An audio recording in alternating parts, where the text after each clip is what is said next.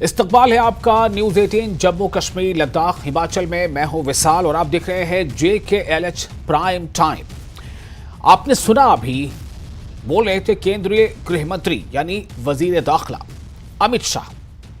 खास तौर से जम्मू कश्मीर के बारे में अक्सर कई सवाल उठते हैं और जब खुद वो कभी मीडिया के सामने होते हैं तो उनसे कई सवाल पूछे जाते हैं। इनमें कुछ सवाल जो सबसे अहम होता है वो होता है कि राज्य का दर्जा बहाली, उसके बाद कश्मीर में आतंकवाद और ऐसे कई मुद्दे हैं। साथ ही साथ हुर्रियत जो थी, तो हुर्रियत को लेकर के अब क्या है वहां स्थिति, ऐसे तमाम सवाल जो उठते रहते हैं।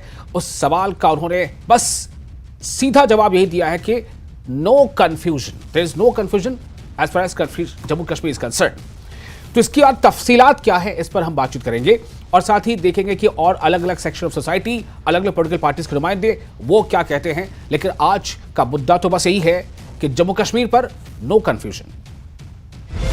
राज्य का दर्जा कब तक मिलेगा? भारतीय जनता पार्टी ने कभी भी केंद्र में सत्ता रहते वक्त राज्य सरकार किसकी है वो नहीं सोचा, न हम कश्मीर के लिए सोचे। सुरक्षा और अलगाववाद, इसमें कोई कॉम्प्रोमाइज ना हम करेंगे ना किसी को कर लेंगे। भारत का स्टैंड बड़ा रुख है, स्पष्ट है और सालों से है कि पाक ऑक्यूपाई कश्मीर हमारा।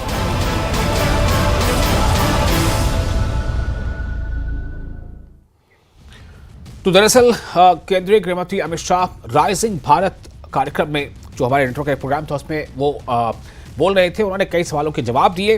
खासतौर से जम्मू कश्मीर के हवाले से जो उन्होंने बातें कही हैं उस पर हम आज चर्चा करेंगे और इस चर्चा के लिए हमारे साथ कई खास मेहमान हैं। हमारे साथ होंगे एडवोकेट इरफान हफीज लोन जो कांग्रेस के MLA हैं, हमारे साथ होंगे विक्रम सिंह रंधावा जो BJP के MLA हैं, हमारे साथ होंगे एडवोकेट मुजफ्फर इकबाल खान जो इंडिपेंडेंट MLA हैं और साथ ही सुहेल काजमी जो पॉलिटिकल एनालिस्ट हैं।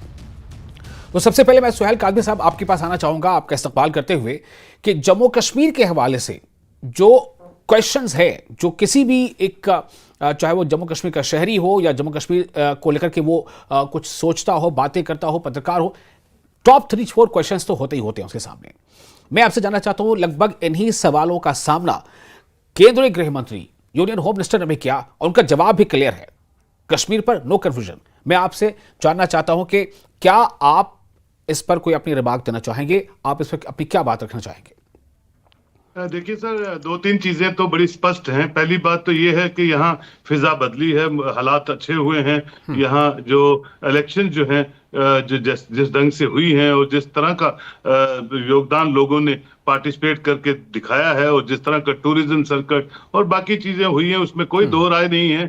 और जो करारा जवाब और जो एक क्लियर लाउड मैसेज पाकिस्तान को दिया है, ऑपरेशन ऑल आउट 2014 से आज तक चल रहा है, उसमें कोई इंटेलिजेंस नहीं है, कोई इंटरफेरेंस नहीं है, सियासी इंटरफेरेंस तो बिल्कुल नहीं है। उसके पहले तो सियासी इंटरफेरेंस होती थी। जहां तक जम्मू कश्मीर के हालात का ऑन ग्राउंड ताल्लुक है, हम टू टायर डिप्लोमेसी पे बहुत ज्यादा बातें करते थे पाकिस्तान के साथ। ये नहीं कि हम डिप्लोमेसी पे आज बात नहीं करते, अपने पड़ोसियों के साथ आज भी करते हैं जहां जरूरत होती है। लेकिन यह है कि एक फिजा को बदलने में पिछले 10 सालों में बहुत बड़ा काम हुआ है, इसमें कोई दो राय नहीं है, कोई इसको झुठला नहीं सकता है। और लोगों का विश्वास जीतने में ये सरकार जो है पिछले 10 सालों में काफी हद तक कामयाब हुई है। जो पॉलिसी, जिन पॉलिसीज के तहत जम्मू कश्मीर को देखा जा रहा है और आगे का जो रोड मैप है, क्योंकि सबसे बड़ी मुश्किलात जम्मू कश्मीर में थी अमन अमान है तो सरकारें भी अच्छा काम करती हैं, लोग भी सुकून से अपनी जिंदगी गुजारते हैं। तो ये सब चीजें बड़ी इंपॉर्टेंट थी और उसके बाद सियासत चलती रहती है। आज चुनी चुनाई सरकार है, उमर साहब उसको लीड कर रहे हैं, असेंबली का सेशन चल रहा है, आप देख लीजिए वहां अच्छा चलता है, बुरा चलता है, लेकिन जमहूरी तर्जों पे आज यहाँ असेंबली सेशन 7 सालों बाद चल रहा है। और let's hope for the best, क्या अच्छा और क्या आगे होने जा रहा है जम्मू कश्मीर के साथ।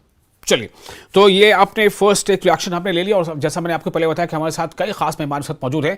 हमारे साथ इंडिपेंडेंट MLA हैं मुजफ्फर बेग साहब, उनका आपका भी मुजफ्फर इकबाल खान साहब आपका बहुत सवाल कर रहा हूं मैं, मुझे लगता है आप हमारी आवाज़ सुन पा रहे हैं और मुझे लग रहा है कि बाकी मेहमान भी हमारे साथ जुड़ चुके हैं। विक्रम रंधावा जी भी हमारे साथ जुड़ चुके हैं। विक्रम जी, आपका बहुत बहुत स्वागत है। पहले मैं मुजफ्फर साहब आपके पास आना चाहता हूँ, आप हमारे साथ जुड़ चुके हैं। मैं जानना चाहता हूँ कि जो सवाल किए गए थे केंद्रीय गृह मंत्री से, यूनियन होम मिनिस्टर से, उन्होंने उसका जवाब दे दिया है। मैं आपसे ये जानना चाहता हूं कि as an independent MLA, as citizen of Jammu Kashmir, जब आप वहां रह रहे हैं तो सियासत को बिलोंग करते हैं, कितनी इससे उम्मीद बनती है जवाबों से? देखिए, कुछ चीज़ें जो है ऑनरेबल होम मिनिस्टर साहब ने जो कहा, कंफ्यूजन मैं भी मानता हूं कि बहुत सारी चीज़ों पर कंफ्यूजन पहले भी कभी नहीं था और आज भी नहीं है।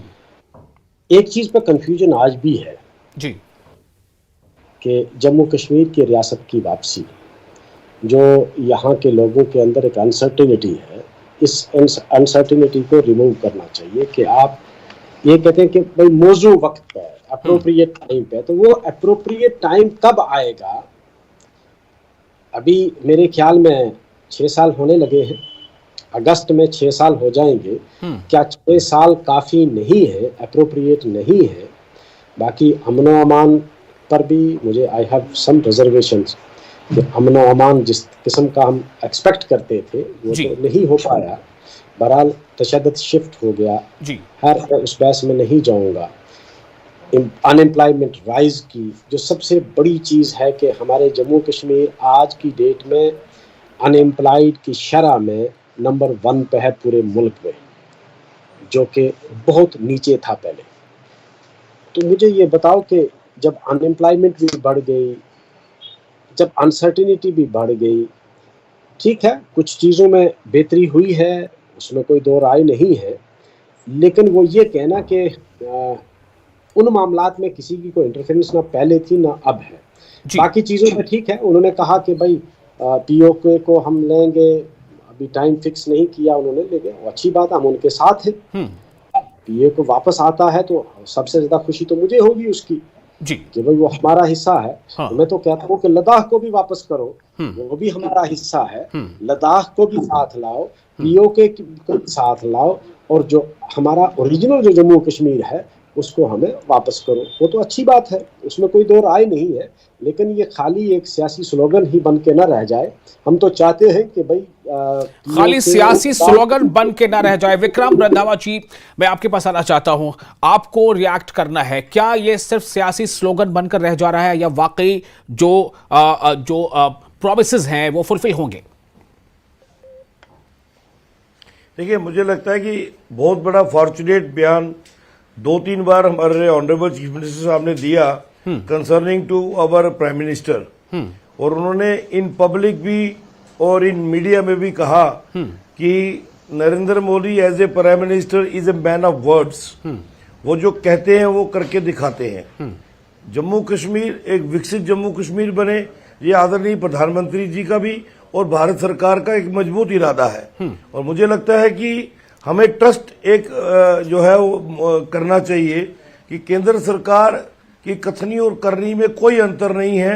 ये वर्तमान में जम्मू कश्मीर की जो परिस्थितियां बन चुकी हैं, एक खुशगवार जम्मू कश्मीर जिस तरीके से बन चुका है, मेरे भाई काजमी साहब ये भी कह रहे थे, आज वो कश्मीर जो कभी टेररिज्म का हब था, आज वो टूरिज्म का हब बन चुका है। देश भर ही नहीं, दुनिया भर से जो टूरिस्ट है वो उनकी मारो मारी कश्मीर में पड़ी है। उसके लिए कई बार हमें जम्मू से नाराजगी सुनने पड़ रही है कि जम्मू इग्नोर हो रहा है, टूरिस्ट जम्मू नहीं आ रहा है, जम्मू का टूरिज्म ग्राफ बढ़ाइए। तो फिर भी हम कहते हैं कि विक्रम जी, मुझे लगता है ये स्थिति तो पहले भी थी, मतलब जम्मू के मुकाबले कश्मीर में टूरिज्म पहले से भी ज्यादा था, है ना? लेकिन था जी, लेकिन जी। टूरिस्ट आता कितना था, परसेंटेज क्या थी, और डर कितना था, खौफ कितना था, टेरर कितना था, आज वो चीजें खत्म हो गई। कोई इतना खुशगवार वातावरण जम्मू कश्मीर का होना, इसकी तो कोई कल्पना नहीं कर सकता था। तो मुझे लगता है कि अब सबको पार्टी पॉलिटिक्स से ऊपर उठ के केंद्र सरकार के हर निर्णय का एक वेलकम करना चाहिए, चाहे वो लोकसभा में पास। मतलब आप ये कहना चाह रहे हैं जो इंडिकेटर्स हैं वो अब साजगार हैं, तो साजगार हैं तो फिर इनका सवाल अगला वही रहता है कि फिर आखिर कब तक? नहीं, कब तक तो चलो ठीक है, time is there is no limit for any time. उन्होंने बोला उचित समय पे जम्मू कश्मीर को राज्य का दर्जा देंगे, और मैं as a citizen of Jammu Kashmir जरूर मानता हूं कि आदरणीय प्रधानमंत्री जी की कथनी करने में अंतर नहीं है, और वो जरूर उचित समय पे जम्मू कश्मीर को हमारा जो दर्जा राज्य का है वो देंगे। ठीक है, इरफान साहब के पास से जुड़ चुके हैं। मैं फर्स्ट राउंड में सबके पास आ रहा हूं। इरफान हाफिज लोन कांग्रेस के एमएलए हैं।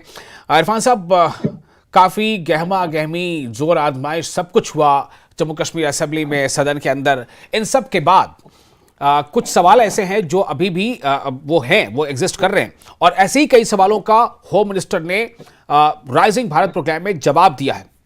मैं आपसे जानना चाहता हूं कि आपने अगर उस प्रोग्राम को सुना होगा, उनके सवाल जवाब के सेशन को सुना होगा, तो क्या आपको लग रहा है कि जो जवाब उन्होंने दिए हैं जम्मू कश्मीर के हवाले से, जो कुछ उन्होंने कहा है कि जो दर्जा बहाली, जो कुछ उन्होंने कहा है कि वहां आतंकवाद, जो कुछ उन्होंने कहा है कि वहां हुर्रियत को लेकर के सब लोग अब अलग हो रहे हैं, उससे उस धारे को छोड़ रहे हैं, जो कुछ उन्होंने कहा है पीओजे को लेकर के, आपका रिएक्शन? देखिए, मैं यही कहूंगा कि भारतीय जनता पार्टी की रणनीति बनी है कि वो देश को झूठ बोले, और ये झूठ जो है ये उनकी अब उनका हॉलमार्क बन चुका है, उनकी पहचान बन चुकी है। आप देखिए, उन्होंने कहा था कि हम जम्मू कश्मीर में चुनाव होंगे, वहां पर डिलिमिटेशन होगी, उसके बाद हम यहां पर स्टेट रेस्टोर करेंगे। 2019 में हमसे स्टेट का दर्जा छीना गया, एक हिस्टोरिकल स्टेट, और आज हम 2025 में हैं जी। एक झूठ। उसके बाद आप देखिए, इन्होंने 5 अगस्त को कहा कि जम्मू कश्मीर में आरटीआई एक्ट नहीं है। इन्होंने कहा वहां पर महिलाओं को पढ़ने का अधिकार नहीं है, और उसके बाद जब हम देखते यहां महिलाओं को पढ़ने का भी अधिकार था, यहां पर आरटीआई एक्ट भी था। इसमें इको हो रहा है, आप सुन पा रहे हैं मेरी बात को? मैं आपकी आवाज बिल्कुल अच्छे से सुन पा रहा हूं जी। देखिए जरा प्रोडक्शन टीम से मैं कहता हूं कि वो थोड़ा आप ध्यान दें कि आप जी ऑडियो करेक्शन के। जी हाँ, आप बोलिए जी। तो उसमें हम यही कहना चाहेंगे कि अब देखिए कितना बड़ा झूठ। आज वक्फ अमेंडमेंट 2026 लाया, कहा इसमें महिलाओं का कोई प्रोविजन ही नहीं है, लेकिन जबकि पहले से उसमें महिलाओं का प्रोविजन था। और आप देखिए, क्यों नहीं आप उनसे पूछते? आपकी जिम्मेदारी बनती है, एक इतना महत्वपूर्ण सवाल है वो इनसे पूछिए। इन्होंने अमेंडमेंट्स को लाते हुए जो वक्त अमेंडमेंट 2026 बहुत महत्वपूर्ण प्रश्न है सवाल पे। 2024 अमेंडमेंट 24 था जो अब एक्ट बन चुका है जी। 24 सुनिए, इन्होंने कहा कि जम्मू कश्मीर में जो वक्फ है, वक्फ बोर्ड है, हाँ, वो जी बहुत बेहतरीन काम किया है, रेवेन्यू जनरेट किया है। बिल्कुल, किरण रिजिजू जी ने कहा, बिल्कुल कहा है उन्होंने, संसद ने कहा। मतलब ये है, आप सुनिए मेरी बात, उसका मतलब है कि जो वर्तमान कानून था, हाँ, उसके अंतर्गत आप बहुत काम कर सकते थे। ठीक है, हाँ।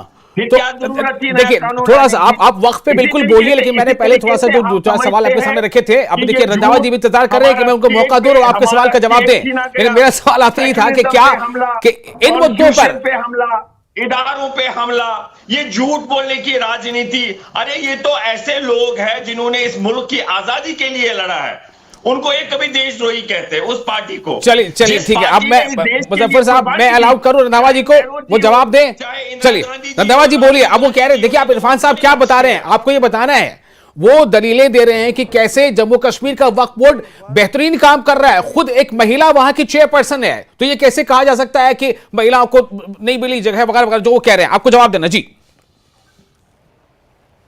मैं बताता हूँ, इरफान हफीज लोन साहब मेरे फेलो कोलीग हैं, आजू में भी मेरे से बड़े होंगे। इनको कांग्रेस का चश्मा लगा है, इसलिए ये बेचारे मजबूर है। इनको इस बात का एहसास होना चाहिए कि इस वक्फ अमेंडमेंट बिल की डिबेट में गांधी खानदान के तीनों लोग नदारत रहे। लोकसभा से राहुल गांधी और प्रियंका गांधी, और राज्यसभा से मैडम सोनिया गांधी। गांधी खानदान के लोगों ने डिबेट में हिस्सा ही नहीं लिया।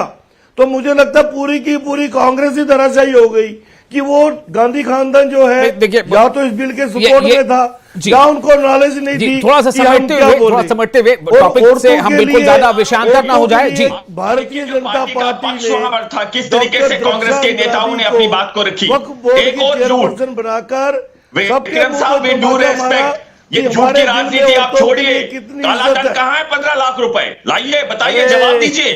महंगाई बढ़ रही है, आएंगे 15 लाख, बेरोजगारी बढ़ रही है, रेलवे सड़कों पे है, एसडीएफ सड़कों पे है। आप लोगों की सरकार थी, क्या किया आपने? जवाब दीजिए देश को। जब कोई सवाल पूछता आप कहते देश विरोधी बात हो रही है, की तरह देश संविधान पे हमला, सेक्युलरिज्म पे हमला, फेडरलिज्म उसकी पे सजा हमला देश को कर क्या और रहे हो नहीं आप दी जा इस सकती। यहाँ पर? कांग्रेस की गलतियों की सजा देश को और नहीं दी जा सकती। अब देश को कांग्रेस के चंगुल से हमने निकाल दिया है। कांग्रेस ने इस देश तो मेरा की आपसे भी आजादी के निवेदन लिए है लड़ा कि है। कांग्रेस के फ्रेम कांग्रेस से ने बाहर निकल कुर्बानियां के दी है। कभी सोचिएगा चाहे राजीव कि गांधी ऐसे हो, ह्यूमन इंदिरा गांधी बीइंग जी हो, आप क्या चाहे कंट्रीब्यूट नेहरू कर जी सकते उन्होंने हैं जेल टुवर्ड्स खाया योर है। आप सोसाइटी। बोल क्या रहे?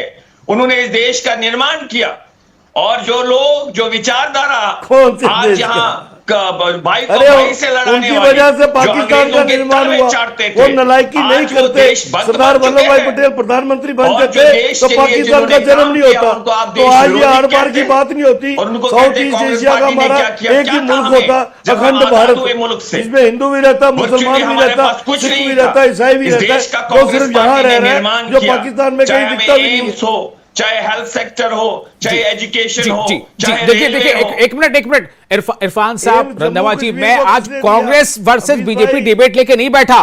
प्लीज भी हमारे दूसरे मेहमान जो नाराज हो जाएंगे कि भाई हमें आप बोलने का मौका नहीं दे रहे। नहीं, मुजफ्फर आप सवाल पर विशाल पूछिए, भाई, एक मिनट, नहीं नहीं आप प्लीज प्लीज लेकिन हमारा आज आज आपसे- आज बात हमारा ये हो रही है कि करके जम्मू हम- कश्मीर के हवाले से जो कुछ होम मिनिस्टर साहब ने कहा है उस पे आप या तो आप ये बताइए कि आप अग्री करते हैं या उस पे आप कुछ और अपनी बात अलग से जोड़ना चाहते हैं। मैं मुजफ्फर साहब फिर से एक बार आपके पास आना चाहता हूं। ठीक है, वक्फ पर भी बातें हुई हैं और उन्होंने खुद ये कहा है कि वक्फ जो गृहमंत्री का कहना है कि वक्फ जो है अब जो मौजूदा स्वरूप उसका है उससे मुसलमानों में खासतौर से जो महिलाएं हैं या जो गरीब तबका है, जो पसमानदा, बड़ा लफ्ज आज के इस्तेमाल किया जा रहा है, उन्होंने कहा कि पसमानदा तबके को इसका फायदा होगा। आप छोटी सी टिप्पणी इस पर जरूर कर सकते हैं, लेकिन ओवरऑल मेरा कॉन्टेक्स्ट आज जम्मू कश्मीर है। मुजफ्फर साहब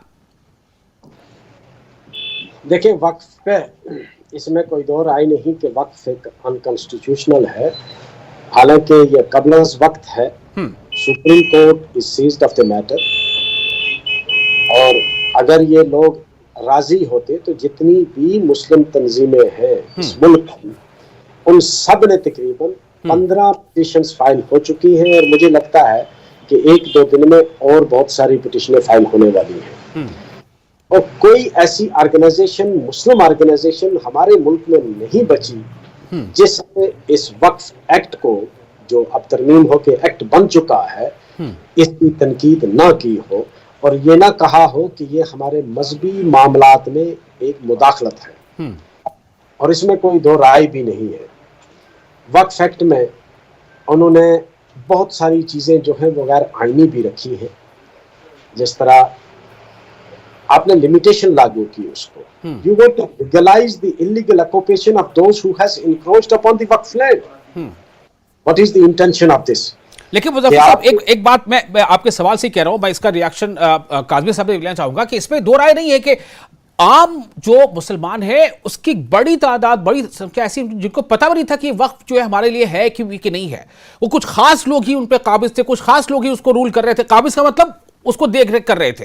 और कई ऐसी चीजें हैं जहां पर पता था खुर्द बुर्द हुई है, खुद उनके लोगों ने कई जो है वो जमीनें जो उस पर कोई मॉल बना लिया, कुछ कर दिया, औने पौने चीजें होती रही। तो आप मानेंगे ना ये चीजें होती रही हैं।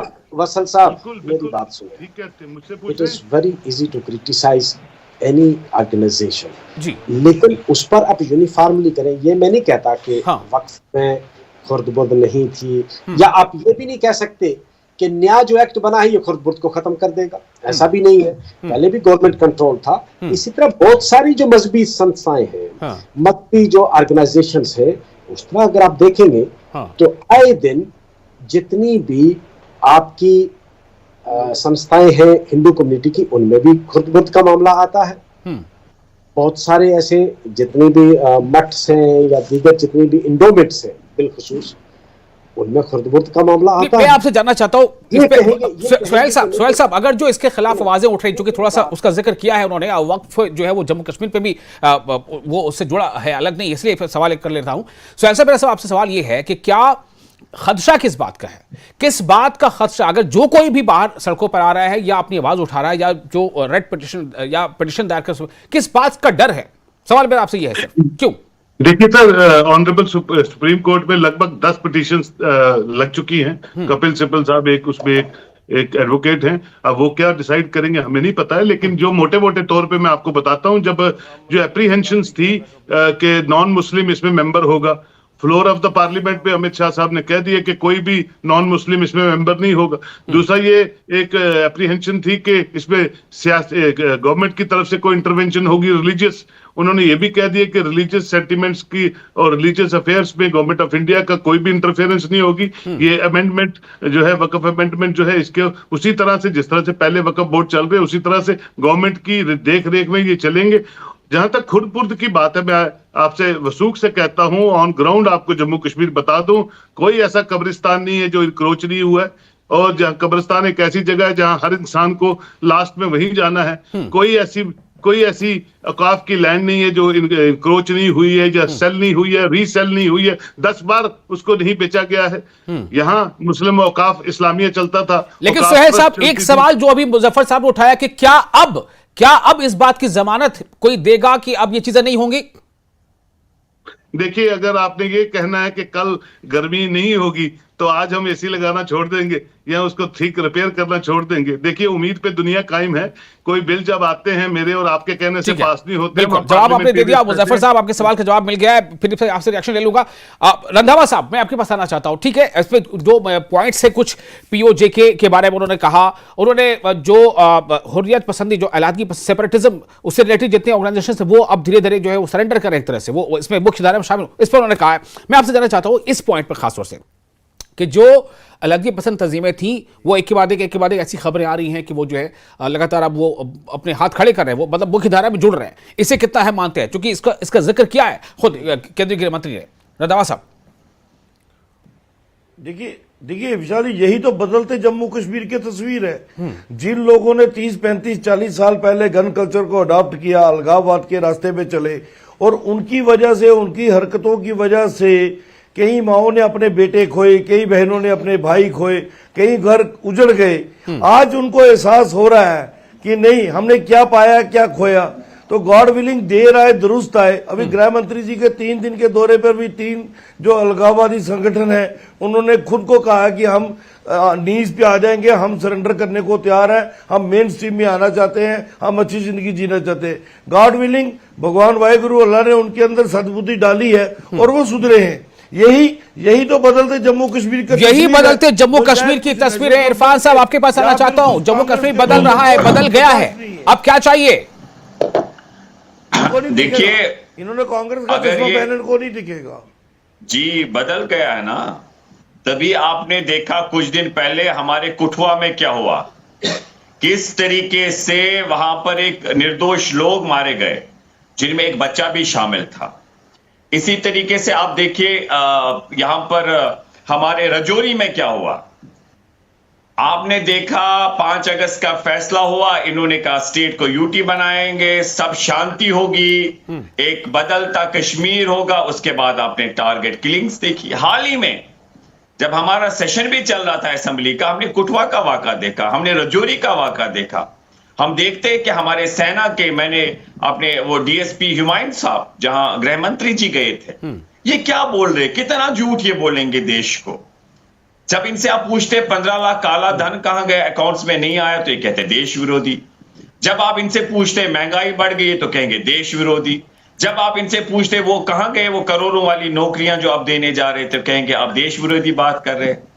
अरे ये इनका, मैंने कहा कि इनका झूठ बोलना ही हॉलमार्क है। इनसे पूछिए, आज सड़कों पे यहां पर डेलीवेजर्स है, एसडीएफ है, आरजी मुलाजमीन है, लाखों लोग बेरोजगार हैं। यही बदलता कश्मीर तो देन है।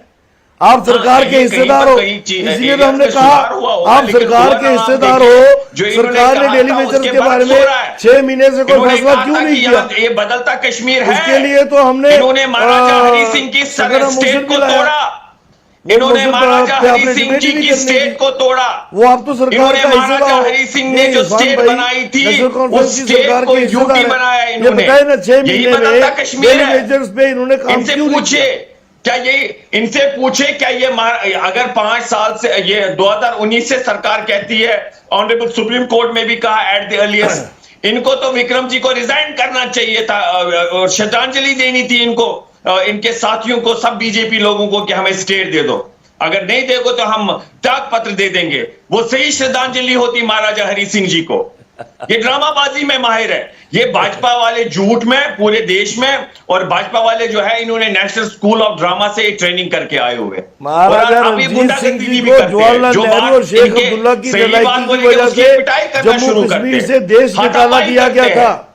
महाराजा रणजीत ये सिंह हाल ने है। अपनी आखिरी ये जीवन बदल जो सकते है चलिए अब वो मुंबई में वक्त बिताया। हमारे जबकि पास जम्मू बहुत कश्मीर कम के बच रहा है। मैं मालिक चाहूंगा थे। कि बाकी जो ये मेहमान है मैं करतूत उनसे थी इस पंडित पर जवाहरलाल नेहरू जी की। मुजफ्फर साहब शेख मैं अब्दुल्ला आपके पास आना और चाहता उनको हूं। वो मुझे ये बता accommodate करना दें, मुझे ये चाहते बता थे। दें कि अमित शाह जो केंद्रीय गृह मंत्री उन्होंने ये तो नहीं बताया टाइम, लेकिन क्या लग रहा है आपको, क्या लगता है, क्या देख पा रहे हैं आप? जब इंडिकेटर सारे ग्रीन हैं तो क्या देख पा रहे हैं? देखिए, मुझे समझ में नहीं आता। एक तरफ तो ये डंडोरा पीटते हैं कि भाई कश्मीर जो है क्वाइट नॉर्मल हो गया है, और अगर क्वाइट नॉर्मल हो गया है तो फिर स्टेट की वापसी में देरी क्यों है? ये दोहरा म्यार क्यों है? जब स्टेट की वापसी की बारी आती है तो मौजू वक्त, मुझे बताओ मौजू वक्त फिर क्या है जी, what is then appropriate time? ठीक है, अप्रोप्रिएट टाइम। तो ये क्या आप लोगों को टॉर्चर करना चाहते हैं? बहुत टॉर्चर किया आपने पिछले 10 सालों में। अब तो लोगों को सुख का सांस लेने दो। लोगों ने एक उम्मीद करके डेमोक्रेसी को जिंदा किया, इतनी बड़ी तादाद में वोट डाले, एक गवर्नमेंट बनाए, किसी की बनी। या तो आप ये कहना चाहते हैं कि जब तक हमारी सरकार नहीं बनती हम नहीं देंगे, तो सीधा कह दो वो कभी नहीं बनेगी। अब वेट करते रहो क्यामत तक, हम भी रंधावा जी आप ही से फाइनल कमेंट ले लेता हूं। इंडिकेटर्स आप बता रहे हैं सारे मतलब ग्रीन हो गए, रेड से ग्रीन की तरफ जा रहे हैं। कब तक आखिर राज का दर्जा कब मिलेगा फिर? अब मुजफ्फर साहब का अभी तक पिक्चर भी क्लियर नहीं है कि वो गवर्नमेंट के साथ है या गवर्नमेंट के खिलाफ है। अगर तो गवर्नमेंट के साथ है तो फिर से नेशनल कॉन्फ्रेंस की ट्यून पे डांस कर रहे हैं, वो मैं समझ सकता हूं। साहब मेरा सवाल कुछ अलग था। मेरा सवाल कुछ अलग था कि खाली मेरा सवाल कुछ अलग था जी मेरा मेरा सवाल जाति मैं बता रहा हूँ ना, मैं उस पे आ रहा हूँ। खाली स्टेट मांगना ही अपना मोटिव मत रखिए। आप यूटी में भी अच्छा काम कर सकते हो। देश में कितनी यूटीज हैं जो फल फूल रही है। सिर्फ स्टेट दे दो इसलिए अच्छा काम होगा। तो 2014 से पहले आप क्या कर रहे थे? 70 साल तो अपने स्टेट के नाते। मेरे भाई सीधा बोलो, मुझे हमें यूटी में खुश है हम लोग, तो हम भी मान लेते हैं। सीधा बोलो ना, फिर ये बात तोड़ मोड़ के क्यों बोलते हो? अब सीधा कहो हम यूटी में खुश हैं। जिस तरीके से लोगों को बताओ साफ जम्मू कश्मीर हमें के नहीं रास्ते में चाहिए। चल रहा है, उससे हम खुश हैं। हमें जो बजरा जो बम्बे तक दिल्ली तक जा रहा है जाए। हमने यूटी में चुनाव लड़ा है, 5 साल तो यूटी के निकाल ले। चलिए बहुत शुक्रिया आपका। मुझे लगता नहीं कि सवाल का जवाब जिस तरह से दिया गया है और लेकिन हाँ ये है कि इंडिकेटर्स जो है वो मुस्बत हैं, पॉजिटिव हैं। रंधावा साहब कह रहे हैं, बाकी लोग मान रहे हैं, लेकिन ये मान रहे हैं कि अगर प्रोवाइडेड है कि अगर इंडिकेटर्स ग्रीन हो रहे हैं तो फिर क्यों नहीं, इसमें ताखिर क्यों हो रहा है? देखना होगा कि आगे कब इस सवाल का जवाब मिल पाता है। फिलहाल इरफान साहब, रंधावा जी, आप तमाम लोगों का, मुजफ्फर साहब आपका भी, काजमी साहब आपका बहुत शुक्रिया, और आप तमाम नाज़रीन का भी। मुझे दें इजाजत और आप बने रहे न्यूज़ 18 जम्मू कश्मीर लद्दाख हिमाचल के साथ।